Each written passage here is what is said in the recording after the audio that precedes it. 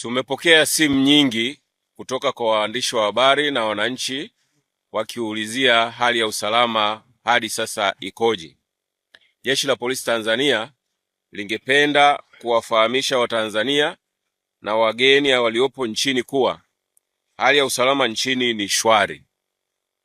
Pamoja na kwamba leo tarehe 7 mwezi wa 7 2026 ni sikukuu ya Sabasaba na watu wako kwenye mapumziko, lakini wengine wanaendelea na shughuli zao za kiuchumi na kijamii. Tunaendelea kuhakikishia wananchi kwamba kwa ushirikiano na vyombo vingine vya ulinzi na usalama tutaendelea kuimarisha ulinzi na usalama wakati wote.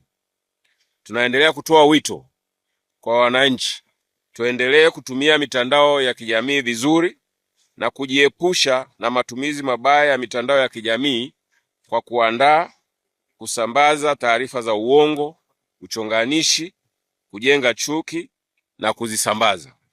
Pia tujiepushe na kusambaza taarifa unazotumiwa kupitia mitandao ambazo hazijathibitishwa na mamlaka husika, kwani kwa kufanya hivyo kwa pamoja ni makosa ya jinai kwa mujibu wa sheria ya makosa ya mtandao ya mwaka 2015 kifungu cha 16 na sheria nyingine za nchi.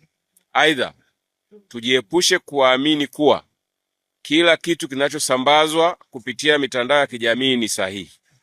Badala yake, pata taarifa sahihi kutoka mamlaka zinazohusika kutoa taarifa sahihi kama vile vyombo vya ulinzi na usalama.